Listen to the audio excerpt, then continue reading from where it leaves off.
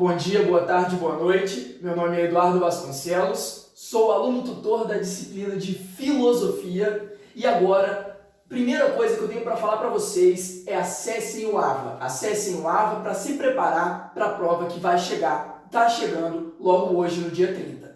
Então, caros alunos, vamos começar a introduzir Aristóteles. Já falamos de Platão. Para introduzir Aristóteles, qual é a crítica de Aristóteles a Platão? A crítica é a seguinte: como Platão consegue dividir o mundo sensível do mundo inteligível, sendo que, por exemplo, a ideia de peixe, que estaria no mundo inteligível, uma ideia universal, como ela poderia se relacionar à ideia no mundo sensível de milhares de peixes?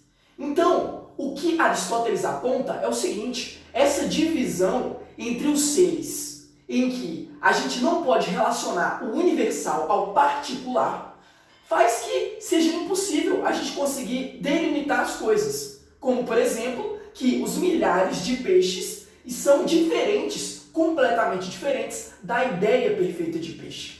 Entenderam? Essa é a crítica de Aristóteles a Platão. Mas quem foi Aristóteles? Aristóteles chegou lá para Atenas com a nossa idade, 17, 18 anos, já começou a frequentar a academia de Platão. Frequentando a academia de Platão, começou a se envolver com filosofia. E qual é a importância dele? Ele foi simplesmente a primeira pessoa a escrever sobre a história da filosofia. Então é por isso que ele tem contribuições desde as ciências naturais, biologia, até a lógica, a retórica, a poética e tudo que você imaginar tem um gancho em Aristóteles. Então vamos lá. A divisão dele sobre as ciências ocorre de três formas. Prestem atenção. Primeiro, ciências teoréticas ou teóricas. Teoréticas ou teóricas, elas são universais e necessárias. Como assim, Eduardo? É isso mesmo, grava, universal e necessário. As ciências teoréticas, elas se aplicam à matemática, à física e à metafísica. Então é aquilo que o homem ele não pode produzir, ele simplesmente contempla. E aí, qual é o resultado desse estudo das ciências teoréticas, caso o homem não pode produzir nada?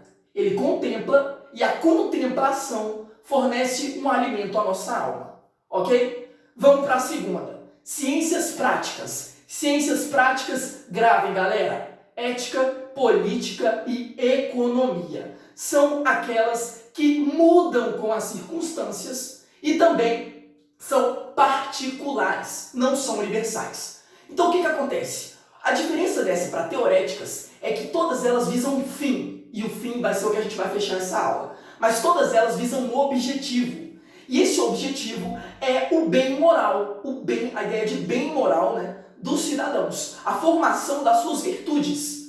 Então, eu me envolvo na ética, na política e na economia, visando produção de um bem, ok? Não é uma atividade nela mesma. E a última, inferior, né, temos a teorética, a prática, são as ciências poéticas. Poéticas envolve aquilo que o ser humano ele produz, mas que não volta a ele mesmo. Então, obras como música, como afrescos, como, por exemplo, um discurso. Você não faz isso de forma a acrescentar a você mesmo, como a ética, a política e a economia. Então, essas são ciências poéticas, aquelas que não realmente se voltam a coisas externas aos seres humanos. Mas então vamos voltar às ciências práticas e comentar algo super importante para fechar essa nossa aula. Qual é o fim, o nosso objetivo com as ciências práticas? O objetivo com as ciências práticas é a ideia de felicidade, ok? Então, por que a ideia de felicidade? Então, aquilo que nós almejamos não é prazer nem honra, por exemplo, porque isso depende de coisas que pessoas externas atribuem a nós. Não é também riqueza. Por que não é riqueza? Porque riqueza, ele diz que não pode ser utilizada nunca como um meio para se atingir a felicidade. Então a felicidade, ele trata da seguinte forma.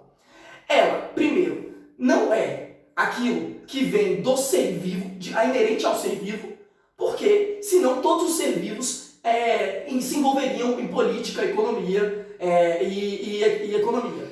Então, é uma ideia que também não é sensível, porque senão os animais também teriam. Então tem a ver com a racionalidade, que é cabível aos seres humanos. Mas Eduardo, então ela tem a ver com a nossa alma? Justamente. Felicidade é uma ideia linkada à ideia da nossa alma. Como assim? A felicidade é uma virtude, galera, que a gente pode atingir, a gente atinge essa virtude por meio das ciências práticas, entenderam? Que é a ética, a política e a economia. Então, aquilo que a gente vai fazer para nos tornarmos felizes, então, não tem a ver com nada sensível, mais racional. Mas, Eduardo, então só depende de mim?